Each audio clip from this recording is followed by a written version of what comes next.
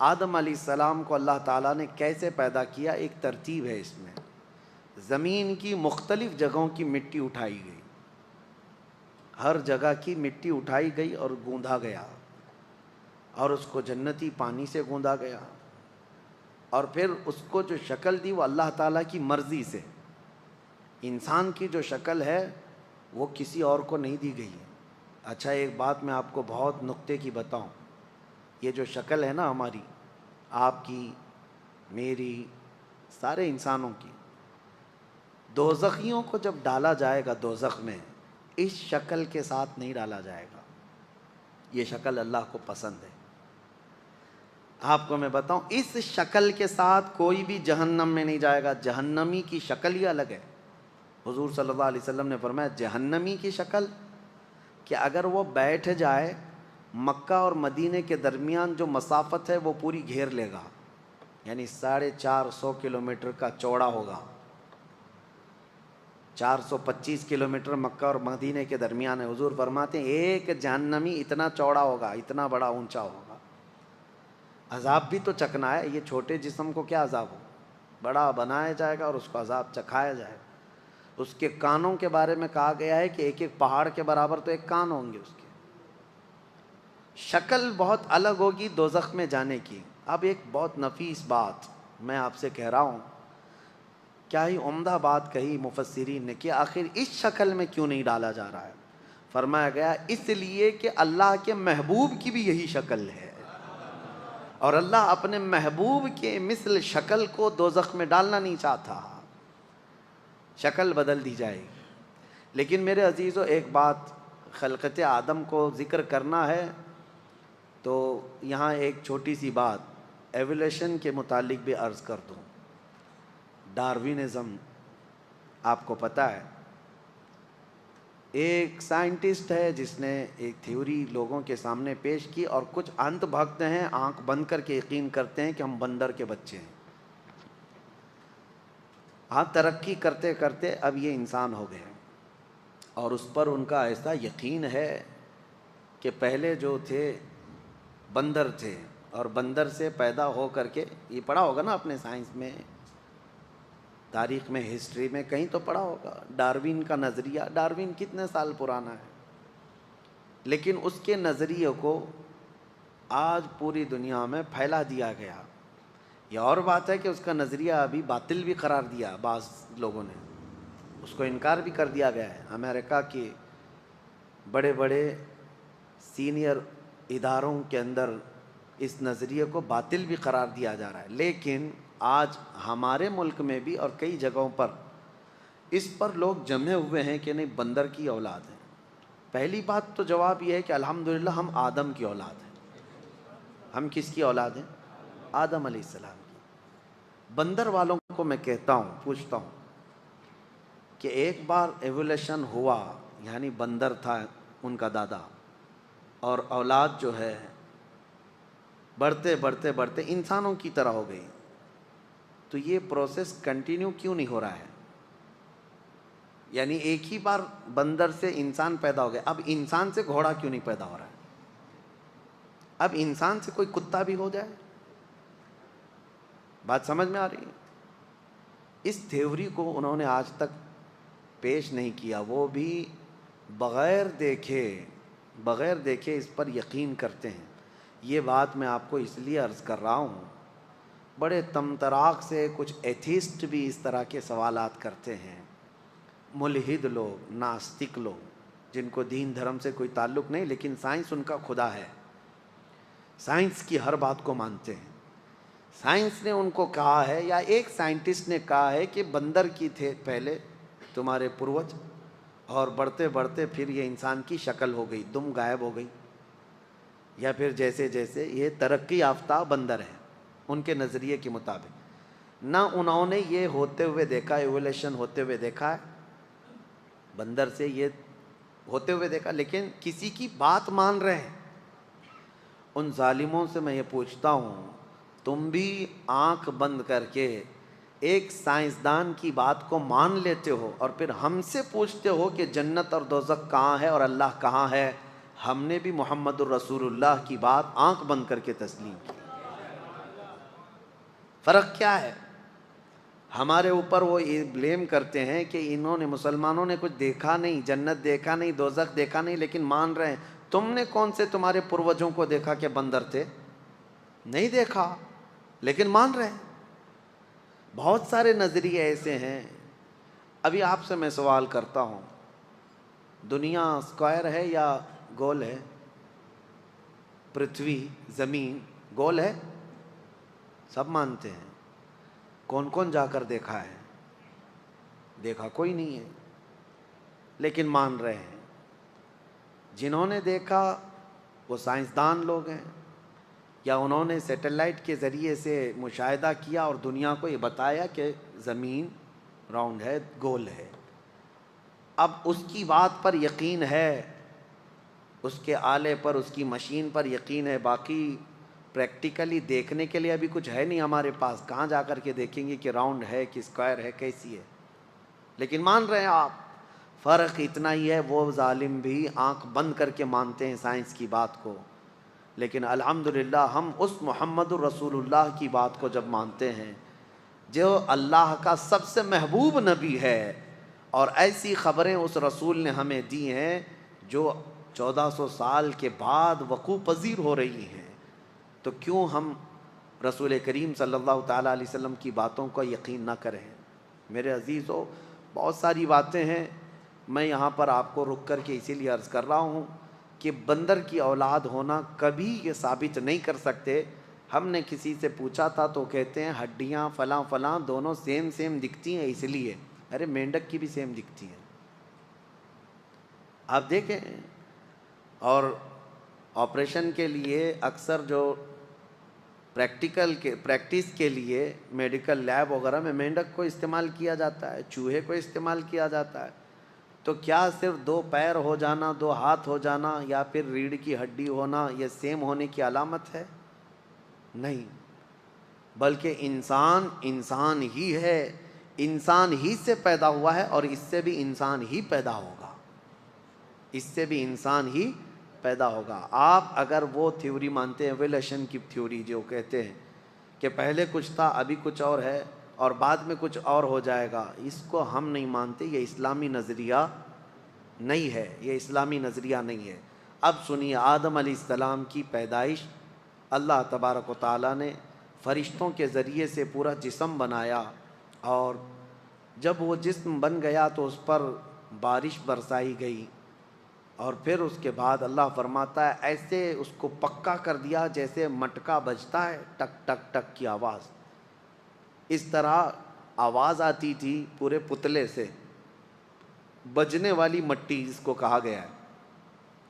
اس کے بعد پھر اس میں روح ڈالنے کا وقت آیا تو روح ڈال دی گئی، لیکن روایات میں یہ ملتا ہے کہ روح نکل کر باہر آ گئی۔ روح چونکہ ایک نور ہے، اللہ کا حکم ہے۔ اس کے بعد روح سے پوچھا گیا تو روح نے کہا اندر اندھیرا بہت ہے جسم کے اندر، تو پھر رب ذوالجلال نے آدم علیہ السلام کی پیشانی میں نور محمدی کو رکھا، اپنے رسول کے نور کو رکھا، پھر روح ڈالی گئی، روح قرار پائی۔ سب سے پہلے آدم علیہ السلام کو چھینک آئی، اور پہلا جملہ ان کی زبان سے نکلا الحمدللہ۔ سب سے پہلا جملہ زبان سے کیا نکلا؟ الحمدللہ۔ دیکھو اللہ کے کلام قرآن کی ابتدا بھی کہاں سے ہو رہی ہے؟ کہاں سے ہے؟ الحمدللہ۔ یہ الحمدللہ کا بہت بڑا مقام ہے، آپ اندازہ نہیں کر سکیں گے۔ اللہ نے اپنے کلام کی ابتدا الحمد سے کی۔ انسان کی زبان کا پہلا کلمہ بھی کہاں سے ہوا ہے؟ الحمدللہ۔ آپ کی نمازیں بھی جو شروع ہوتی ہیں الحمدللہ سے شروع ہوتی ہیں۔ اب آپ کو میں یہ بات بھی بتا دوں، نبی پاک صلی اللہ علیہ وسلم نے اکثر دعائیں بھی جو آپ کو سکھائی ہیں نا، وہ سب الحمدللہ سے اکثر ہے۔ کھانے کے بعد جو دعا کرنا ہے کیا ہے؟ الحمدللہ الذی اطعمنا وسقانا وکفانا۔ سو کر کے اٹھنے کے بعد بھی آپ کو دعا کرنا ہے الحمدللہ الذی احیانا بعد ما اماتنا والیہ النشور۔ ارے رفع حاجت سے باہر آئیں گے استنجا سے تو دعا کرنا ہے آپ کو الحمدللہ الذی اذھب عنی الاذی وعافانی۔ کپڑے پہننے کے وقت دعا ہے، ہر جگہ الحمدللہ کا ذکر سب سے زیادہ ہے۔ آدم علیہ السلام جب روح کے ساتھ کھڑے ہوئے، ایک حسین و جمیل صورت تھی آدم علیہ السلام کی، بہت خوبصورت تھے۔ فرشتے دیکھنے کے لیے آنے لگے، جگہ پورا مجمع لگ گیا فرشتوں کا کہ ایک نئی مخلوق بنی ہے۔ پھر اللہ نے فرمایا اس کو میں زمین میں اپنا نائب بناؤں گا، اپنا خلیفہ۔ اور انسان اللہ کا خلیفہ ہے، اللہ کا خلیفہ ہے۔ کوئی پیر صاحب خلافت نہیں بھی دیے تو چلے گا، آپ فخر سے کہو کہ میں اللہ کا خلیفہ ہوں۔ اللہ کا خلیفہ نائب ہے، کیوں؟ اس لیے کہ وہ اللہ کے احکام زمین میں نافذ کر رہا ہے، اللہ کی حکومت زمین میں قائم کر رہا ہے، وہ اللہ کا خلیفہ ہے۔ تو اب آپ کو میں بتاؤں، آدم علیہ السلام کو جب اللہ نے یہ فرمایا کہ میں خلیفہ بناؤں گا، تو فرشتوں نے یوں کہا کہ مولا کیوں تو ایسے کو خلیفہ بنائے گا کہ زمین میں جانے کے بعد انسان قتل و غارت کرے گا، فساد مچائے گا، خون ریزیاں کرے گا۔ فرشتوں کو کیسے معلوم تھا کہ یہ جانے کے بعد یہ سب ہونے والا ہے؟ مفسرین فرماتے ہیں اس لیے کہ انسانوں سے پہلے اس زمین پر اللہ نے جنات کو بھیجا تھا۔ جنات پورے آباد تھے اور انہوں نے بہت قتل و غارت کیا، فساد مچایا، تو پھر ان کو اس زمین سے بھگا کر کے جزیروں میں، آئی لینڈ کی طرف بھیج دیا گیا، جنگلوں کی طرف، جزیروں کی طرف ان کو بھیج دیا گیا کہ زمین خالی کرو اللہ کی۔ پھر یہ نئی مخلوق انسان کو اتارا گیا۔ پھر بھی کہیں کہیں سے چھوٹ کر کے جنات آ جاتے ہیں، لیکن ان کا مقام یہ نہیں ہے زمین۔ اور جن کو ایسا لگتا ہے کہ ہمارے گھر میں آئے، اس کی آنگھ میں آئے، اس کی آنگھ میں آئے، مجھے تو 90% نہیں آنے والے دکھتے ہیں، 10% ہو جاتے ہیں۔ جنات کا آنا ہے، ایسے واقعات ہے، لیکن یہ نہیں ہے کہ جنات کو کوئی اور کام دھندہ نہیں ہے کہ خالی وہ انسانوں کے اوپر چڑھتے رہیں گے، ایسا نہیں، ان کے بھی کام ہیں، ان کے بھی ہاں اسلام ہے، کفر ہے، ان کے ہاں معاش ہے، بہت سارے معاملات ہیں، جیسے ہمارے ہاں ہیں ویسے ان کے ہاں بھی ہیں۔ ابھی جیسے میں آپ کو بتاؤں، آپ میں سے بھائی سب بیزی ہیں، کچھ بزنس میں ہے، کوئی جاب میں ہے، کوئی ہے، میں آپ کو کہوں جاؤ کسی جن پہ جا کے چڑھو، تو آپ بھی کہیں گے میرے گھر بار کو کون دیکھے گا۔ اسی طرح جنات بھی خالی نہیں ہے، فالتو نہیں ہے، کچھ ان میں بھی فالتو ہوں گے جیسے ہم میں ہوتے ہیں، وہ پریشان کرتے ہوں گے۔ تو جنات کی یہ زمین تھی، ان کو بھگایا گیا، ان کو اس سرزمین سے نکالا گیا، اور پھر آدم علیہ السلام کو بھیجنے کا اللہ تعالیٰ نے ارادہ فرمایا۔ فرشتوں نے اسی بات کی وجہ سے کہا تھا کہ یہ بھی ویسی مخلوق ہوگی، یہ بھی جا کر کے قتل و غارت، خون ریزی کرے گی، گناہ کرے گی۔ تو رب تعالیٰ نے یہ فرمایا میں جو جانتا ہوں وہ تم نہیں جانتے۔ فرشتوں کو یہ جواب دیا۔ پھر اس کے بعد فرشتوں کے سامنے دنیا کی چیزوں کو اللہ نے پیش کیا۔ وہ چیزیں کیا تھی؟ ہر طرح کی چیز، یعنی یوں سمجھ لو درخت ہے، پیڑ ہے، اس کے اندر کا پتا، پھول، تنا، ہر چیز کا ایک نام ہے نا، انگلی کا بھی نام ہے، انگوٹھی کا نام ہے، ہر چیز کا ایک ایک نام ہے۔ تو چیزیں جو دنیا میں ہونے والی تھیں اللہ نے وہ فرشتوں کے سامنے پیش کیا اور پوچھا اس کا نام کیا ہے، اس کا نام کیا ہے، اس کا نام کیا ہے۔ فرشتوں نے کہا مولا ہمیں تو اتنا ہی جانکاری ہے جتنا تو نے ہمیں سکھایا ہے، یہ سب چیزوں کے بارے میں ہمیں علم نہیں۔ پھر آدم علیہ السلام کے پاس یہ سب چیزیں پیش کی گئی۔ آدم علیہ السلام نے شروع سے لے کر آخر تک ہر چیز کا نام بتایا کہ یہ ہے، یہ فلاں ہے، یہ فلاں ہے، یہ فلاں ہے، یہاں تک کہ بعض مفسرین فرماتے ہیں دنیا میں پیدا ہونے والوں کے نام بھی بتائے آدم علیہ السلام، اور تقریباً دنیا میں بولی جانے والی ہر زبان آدم علیہ السلام جانتے تھے، ساری زبانوں کا ان کو علم رہا۔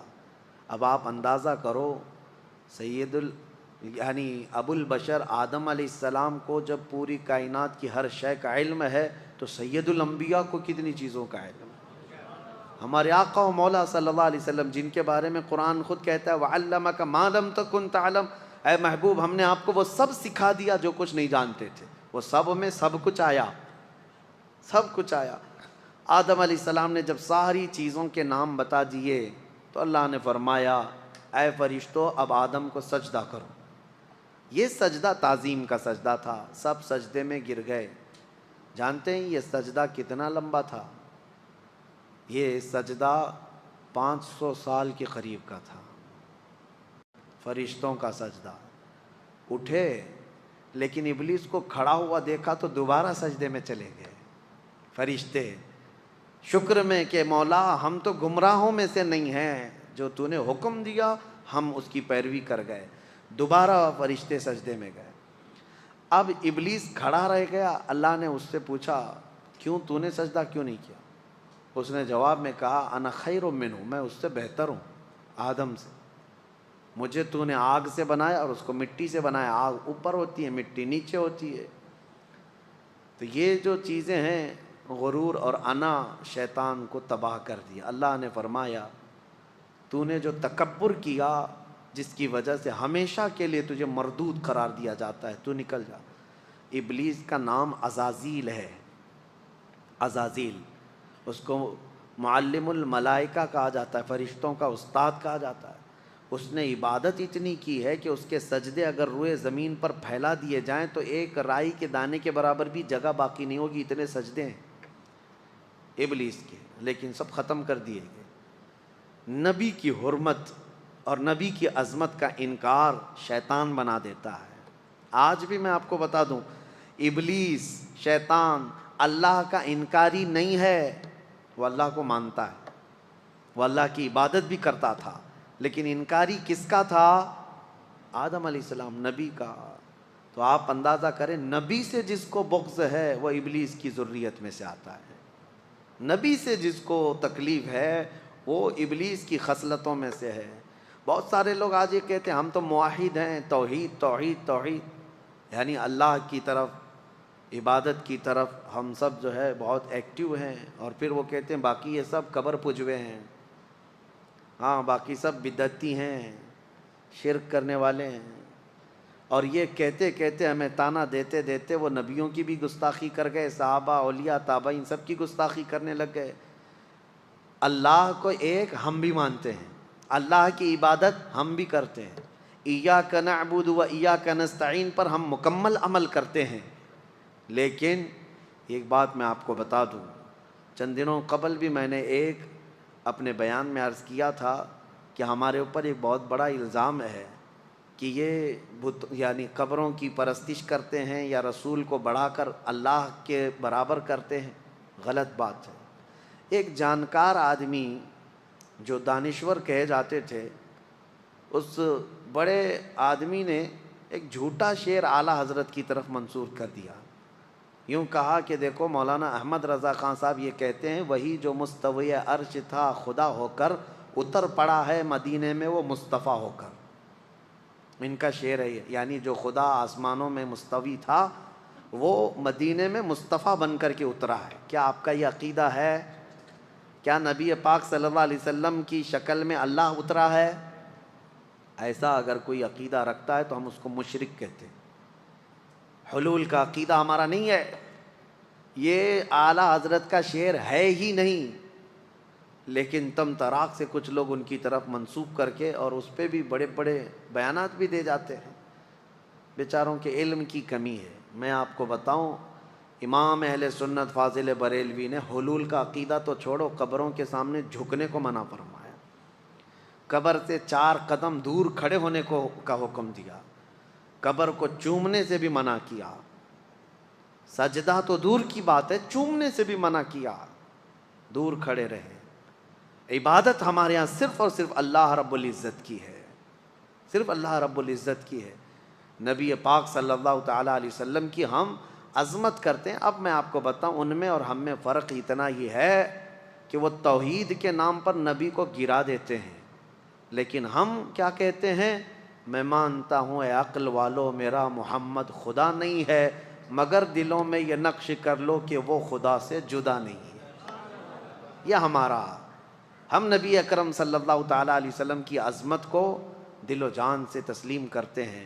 اسی لیے اعلیٰ حضرت نے فرمایا ہے مومن وہ ہے جو ان کی تعظیم پہ مرے دل سے، مومن وہ ہے جو ان کی تعظیم پہ مرے دل سے، نجدی بھی تو کرتا ہے تعظیم مرے دل سے، نجدی بھی تو کرتا ہے تعظیم دونوں جگہ مرے دل کا مطلب سمجھ گئے نا؟ ہاں ہوشیار لوگ ہیں سمجھ جائیں گے۔ ابلیس نے سجدہ نہ کر کے ہمیشہ کے لیے مردود ہونا قبول کر لیا۔ اب سنو، اللہ فرماتا ہے میں تجھے وقت دیتا ہوں قیامت تک کا۔ اس نے کہا فَبِمَا أَغْوَيْتَنِي لَأَقْعُدَنَّ لَهُمْ صِرَاطَكَ الْمُسْتَقِيمَ، مولا میں تیرے سیدھے راستے پر بیٹھ جاؤں گا، اور جو اس راستے سے گزرے گا میں دائیں بائیں آگے پیچھے سے آ کر کے اس کو گمراہ کروں گا۔ اللہ تعالیٰ نے فرمایا ٹھیک ہے تو گمراہ کرتے رہے، لیکن اللہ فرماتا ہے لَأَمْلَأَنَّ مِنْكَ وَمِمَّنْ تَبِعَكَ، یعنی جہنم کو میں تجھ سے اور تیرے پیروکاروں سے بھر دوں گا، اللہ نے فرمایا۔ اب یاد رکھو میرے عزیزو، جو ابلیس کے پیچھے چلا اللہ اس سے دوزخ کو بھر دے گا۔ اب اس نے سٹارٹنگ کہاں سے کیا، شروعات کہاں سے کی؟ آدم علیہ السلام کو پیدا کرنے کے بعد اللہ نے آدم علیہ السلام کو جنت میں رکھا۔ جنت میں ہمارا اصلی گھر کہاں ہے؟ ہمارے باپ کا گھر جنت ہے، اصلی گھر وہی ہوتا ہے نا باپ کا گھر۔ آدم علیہ السلام جنت میں تھے، لیکن ایک بے قراری تھی، اکیلے تھے، انسان اکیلا نہیں رہ سکتا، تو اللہ تعالیٰ نے ان کی بائیں پسلی سے ایک عورت پیدا کیا جو ہماری ماں ہے، حضرت حوا۔ آدم علیہ السلام جب انہیں دیکھتے ہیں حوا کو، جنت میں پیدا ہوئی عورت، عورت کہاں پیدا ہوئی ہے؟ جنت میں پیدا ہوئی ہے۔ جنت کی نعمتیں جتنی حسین ہیں، اسی لیے دنیا میں اسے حسن دیا گیا ہے۔ آدم علیہ السلام اس کی طرف بڑھنے لگے تو رب تعالیٰ نے فرمایا تمہارے لیے ابھی حلال نہیں، اس کا مہر دو۔ تو مہر دینا جنتی قانون ہے، یہ جنتی قانون۔ آدم علیہ السلام نے پوچھا مولا یہاں کیا مہر دوں؟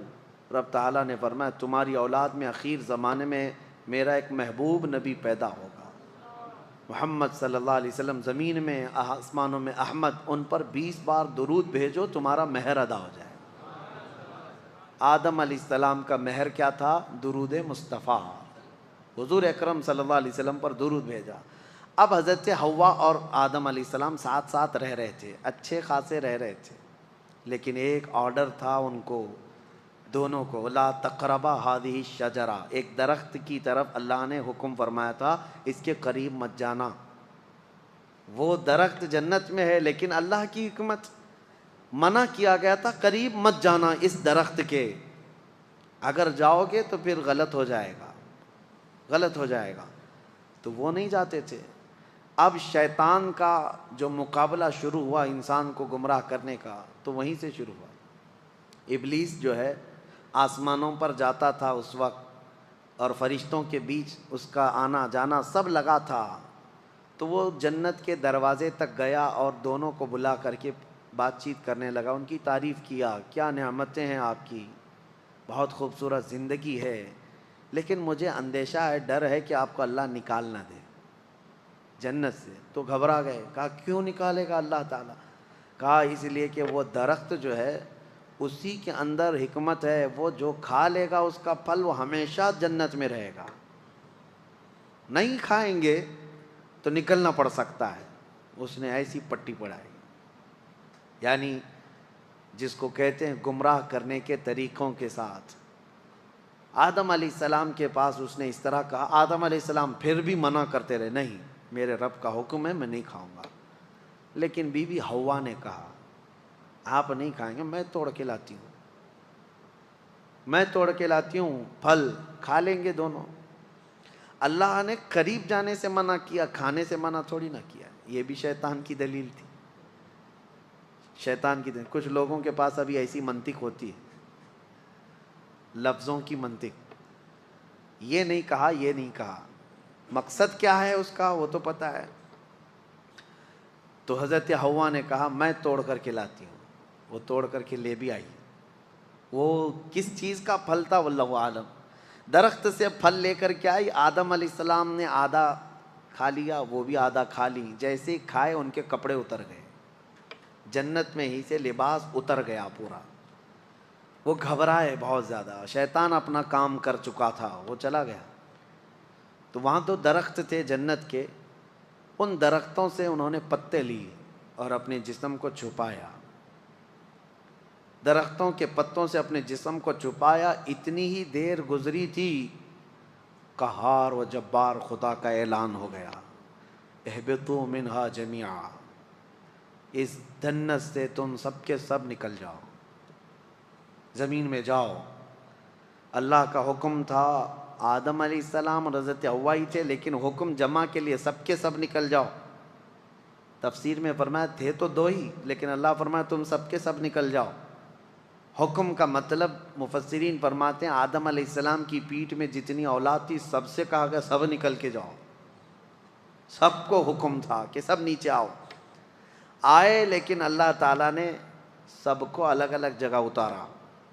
جنت سے جو چیزیں اتاری گئی تھی، دو درخت جنہوں نے پتے دیے تھے، اور بعض روایات یہ بتاتی ہیں کہ ایک سانپ تھا، ایک مور تھا، ان کو بھی اتار دیا گیا مدد کرنے کی وجہ سے۔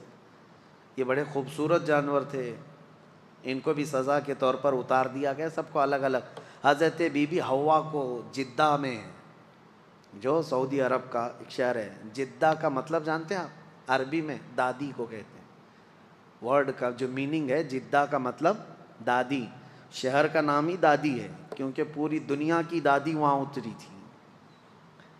اور حضرت آدم علیہ السلام کو ہندوستان میں اتارا گیا، سب کو الگ الگ، ایک درخت کو ادھر ایک درخت کو ادھر، اور آپس میں سب کے دشمنیاں بھی ڈال دی گئیں۔ ابلیس کو بھی بھیج دیا گیا، اب اس کے بعد اس کو وہاں جانے پر پابندی لگا دی گئی، اب تو جنت کے قریب بھی نہیں آئے گا، فرشتوں کے بیچ میں بھی نہیں آئے گا۔ اب جب بھی وہ جانے کی کوشش کرتا ہے، فرشتے اس سے مار کے بھیجتے ہیں۔ جو تارا ٹوٹنے کی جو چیزیں نظر آتی ہیں، اس کو کہا گیا ہے یہ جو ستارہ ٹوٹنا شہاب ثاقب ہے، یہ فرشتوں کی مار ہے، جو شیطان اوپر جانے لگتا ہے تو اسے مار کے بھیجتے ہیں۔ کیوں جاتا ہے وہ بھی میں بتاؤں، وہ اپنے مریدوں کو کچھ خبریں لے کر آنے کے لیے جاتا ہے۔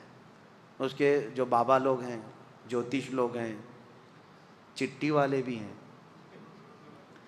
وہ ابلیس جاتا ہے، سن کر کے آتا ہے۔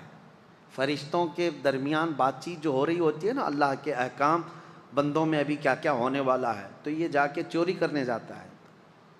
تو فرشتے وہاں سے مار کے بھیجتے ہیں، پھر بھی آدھا سن لیتا ہے اور آدھا اپنی طرف سے ملا کر کے جوتشوں کو بتاتا ہے، نجومیوں کو بتاتا ہے۔ اور جو سفلی لوگ ہیں، سفلی عمل کرتے ہیں، جو ابلیس کو راضی کرتے ہیں، سفلی، سلفی نہیں، سلفی ایک الگ چیز ہے، سیلفی بھی نہیں، سیلفی ایک موبائل کی چیز ہے، اور سلفی ایک جماعت ہے۔ اہل حدیث حضرات اپنے آپ کو سلفی کہتے ہیں، میں سفلی بول رہا ہوں، ہاں سب میں تھوڑا تھوڑا سا فرق ہے۔ تو سفلی جو شیطان کو راضی کرنے کے لیے گندی گندی چیزیں کرتے ہیں، ان کو لا کر کے خبریں دیتا ہے۔ تو ابلیس کا جانا آنا اس وقت سے بند کر دیا گیا تھا۔ اب آدم علیہ السلام اور حضرت حوا کی ملاقات نہیں ہوئی، کتنے سال تک؟ 350 سال تک آدم علیہ السلام روتے رہے روتے رہے۔ سب سے زیادہ دنیا میں رونے والوں میں آدم علیہ السلام کا نام آتا ہے، سب سے زیادہ رونے والوں میں انبیاء میں حضرت آدم علیہ السلام، حضرت داؤد علیہ السلام، لیکن وہ اللہ کی یاد میں اور اپنی توبہ کے لیے روتے رہے۔ لیکن سارے نبیوں میں میرے مصطفیٰ کا رونا اور تھا، وہ کس لیے؟ وہ صرف اپنی غریب امت کے لیے۔ اللہ کیا جہنم اب بھی نہ سرد ہوگا، رو رو کے مصطفیٰ نے دریا بہا دیے۔ میرے آقا نے بھی رویا، لیکن اپنی امت کے لیے۔ اب 350 سال کے بعد، اب میں اپنی بات سمیٹ رہا ہوں، 350 سال کے بعد آدم علیہ السلام کو ایک بات یاد آئی کہ جب ان کی روح ڈالی گئی تھی جسم میں، تو آنکھیں جیسے کھلی، آسمان کے ہر دروازے پر، جنت کی ہر دیوار پر انہوں نے ایک نام دیکھا تھا، لا الہ الا اللہ۔ حضور صلی اللہ علیہ وسلم کا نام وہاں پر احمد ہے، حضور کا نام اللہ کے نام کے ساتھ ہر جگہ انہوں نے دیکھا تھا۔ آدم علیہ السلام نے 350 سال کے بعد یوں عرض کیا، اے مولا، جو نام تجھے سب سے زیادہ پسند ہے، جس نام کو تو نے اپنے نام کے ساتھ رکھا ہے اس کے وسیلے سے عرض کرتا ہوں میری توبہ قبول فرما۔ قرآن میں بھی رب تعالیٰ فرماتا ہے فوراً اللہ نے جبرائیل امین کو بھیجا ہے صفی اللہ کو حاجت رسول اللہ کی۔ وہ جہنم میں گیا جو ان سے مستغنی ہوا، میرے آقا سے جو دور ہوا، اعلیٰ حضرت فرماتے ہیں دوزخ میں جائے گا، ہے خلیل اللہ کو حاجت رسول اللہ کی۔ حضور اکرم صلی اللہ علیہ وسلم کے وسیلے سے توبہ قبول ہوئی، جبرائیل امین علیہ السلام آئے، بشارت دی کہ اللہ تعالیٰ نے آپ کی توبہ قبول فرمائی۔ اب آپ کو حکم دیا جاتا ہے، آدم علیہ السلام جب آئے تھے تو جبرائیل علیہ السلام خود ہی ان کو یہاں کی کھیتی باڑی اور کام کاج سکھا کر گئے تھے، جنت کے 3 دانے لا کر کے دیے تھے، یعنی ایک گیہوں کا دانہ اور ایک کوئی دانہ، یہ 3 دانے وہ اتنے بڑے بڑے تھے، دانے جنت سے لائے گئے تھے، اور وہ بو کر کے اس کی کھیتی اور اس کی فصل اگا کر کھانے پینے کے طریقے ساری چیزیں آدم علیہ السلام کو وہ دے کر کے گئے تھے۔ اور یہ روایت میں ملتا ہے جنت کا آیا ہوا دانہ بہت بڑا تھا، اور پہلے کے دور میں اناج بڑے ہوتے ہوتے چھوٹے چھوٹے، اس میں ایولیشن ہوا ہے۔ اب جو گیہوں کا دانہ وہ پکڑنے میں بھی نہیں ملتا۔ فرمایا گیا کہ جیسے جیسے انسانوں کے گناہ بڑھتے ہیں اناج گھٹتا جاتا ہے، یعنی ان چیزوں کی مقدار میں کمی آنے لگ جاتی ہے۔ یہ آخری دور میں گیہوں تو گیہوں، انسانوں کے قد بھی چھوٹے ہو جائیں گے۔ پہلے لوگ 8-8 10-10 فٹ کے ہوتے تھے، اور آدم علیہ السلام کی ہائٹ تو 60 فٹ کی تھی، 60 فٹ اتنی لمبی بتائی گئی ہے۔ تو پہلے کے دور کے بعد یہ جو گھٹتی ہوئی آئی ہے، لیکن ایک بات پھر میں بتا دوں، کوئی کنفیوز نہ ہو، اس تھیوری پہ نہ چلے جائے کہ انسان اب بدل گیا، نہیں، انسان ہی تھا، انسان ہی ہے آج بھی۔ پہلے یہ اور بات ہے کہ ہائٹ بڑی تھی، جسم بڑا تھا، لیکن زمانے کے مرور ایام کے ساتھ ساتھ انسانوں کی ہائٹ کم ہوتی رہی، اور میرے آقا نے فرمایا قیامت کے قریب یہ لوگوں کے قد بھی کم ہوتے چلے جائیں گے۔ اب قریب اور قیامت کے ناٹے لوگ ہی رہیں گے۔ ہاں، اور یاجوج ماجوج کی جو شکل بتائی گئی وہ بھی بہت چھوٹی چھوٹی قد کے ہوں گے، جیسے چائنیز ہوتے ہیں۔ ہاں، ان کی آنکھیں چھوٹی چھوٹی ہوں گی، جیسی ان کی شکل ہے، لال رنگ کے ہوں گے، یہی شکل بتائی گئی ہے، اور پوری دنیا گھومیں گے، ہر چیز کھا جائیں گے جیسے چائنیز کھاتے ہیں۔ ہاں، یہ اس لیے بھی میں بول رہا ہوں کہ بعض جو دانشور ہیں، ایک امریکہ کے بڑے ڈاکٹر ہیں، انہوں نے کہا میری تحقیق کے مطابق یاجوج ماجوج آ گئے، وہ چائنیز ہی ہیں، دنیا میں سب سے زیادہ تعداد بھی ان کی ہے، اور سب سے زیادہ دنیا میں پھیلے بھی وہی ہیں، اور ہر چیز، ہر کیڑا مکوڑا سب کھاتے بھی وہی ہیں۔ لیکن ایسا نہیں ہے، یاجوج ماجوج ایک قوم ہے، وہ آئے گی، لیکن وہ اتنے سالوں تک چائنا کی طرح جیتی نہیں رہے گی۔ ہاں، وہ فساد مچائیں گے، لیکن چند دنوں کے بعد اللہ تعالیٰ ان کی گردن میں ایک کیڑا پیدا کرے گا، کوئی وائرس ہوگا اس زمانے کا، کوئی کورونا آئے گا، اور اس سے وہ ایک ساتھ پورے کے پورے ہلاک ہو جائیں گے۔ اور جو ڈاکٹر صاحب امریکہ کے جو میں کہہ رہا ہوں، وہ بڑے دانشور ہیں، مسلم اسکالر ہیں، ان کی تھیوری کے حساب سے انہوں نے جو کہا یاجوج ماجوج یہ چائنیز ہی ہیں، اس اعتبار سے شاید کورونا بھی چائنا میں آیا، ان کے اور یقین ہو گیا ہوگا، ان کو اور یقین ہو گیا ہوگا کہ حدیث میں جو کہا گیا، اچھا یہ جو وائرس آیا یہ گردن میں ہی زیادہ پکڑتا تھا، ان کو اور زیادہ یقین ہو گیا ہوگا۔ لیکن یقین ان کو اس وقت فیل ہو جانا چاہیے کہ چائنیز مرے زیادہ نہیں ہے، لیکن یاجوج ماجوج پوری کی پوری قوم ختم ہو جائے گی۔ بہرحال بات ادھر ادھر نہ جائے، قد جو ہے کم ہوتا چلا جائے گا قیامت کے قریب۔ آدم علیہ الصلاۃ والتسلیم کی خلقت کا یہ پورا واقعہ آج سورۃ الاعراف میں ہم نے ملاحظہ کیا ہے۔ اللہ کریم ہم سب کو قرآن عظیم کی ہر آیت پر عمل کی توفیق عطا فرمائے۔